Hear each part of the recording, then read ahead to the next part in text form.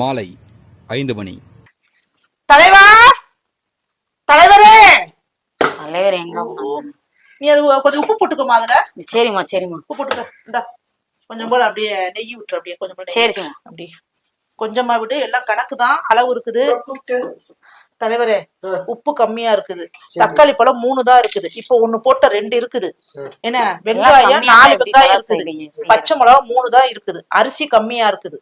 அதனால நீங்க அத நாளைக்கு இன்னைக்கு நைட்டுக்கு பொழுதுக்கு நாங்க எல்லாமே பண்ணிடுவோம். நாளைக்கு காலையில விடிஞ்சா எங்களால எதுவும் செய்ய முடியாது. ஏன்னா எல்லாமே கம்மியா இருக்குது.